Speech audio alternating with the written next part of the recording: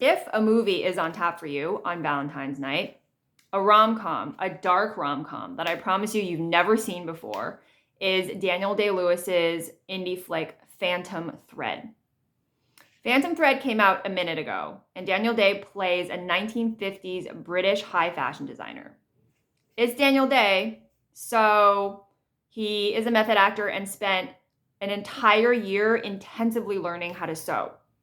His goal at the end of the year was to be able to recreate by hand a Balenciaga couture gown, where couture is the highest level of high fashion requiring the most intensive skills.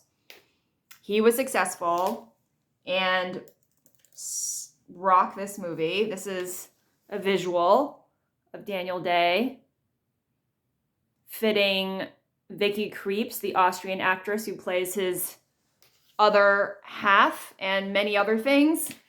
Again, it's a dark movie. It's a dark comedy, so it's hilarious, it's twisted, it's visually gorgeous. I mean, this is about fashion, so the movie, checks all the boxes.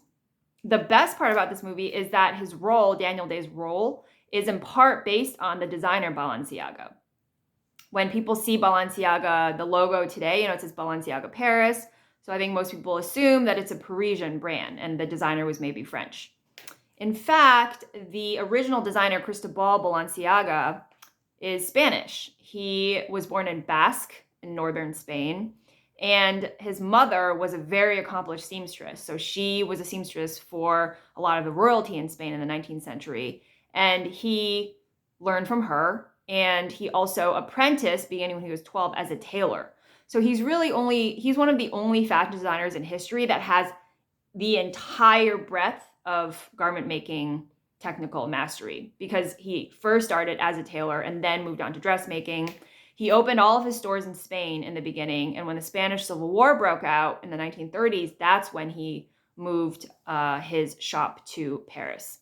So Balenciaga, he was so revered in the fashion industry as this masterful designer that he was the teacher of Givenchy, Hubert de Givenchy, as well as Emmanuel Ungaro, Carreg, like so many designers that would come after him in the 60s and 70s.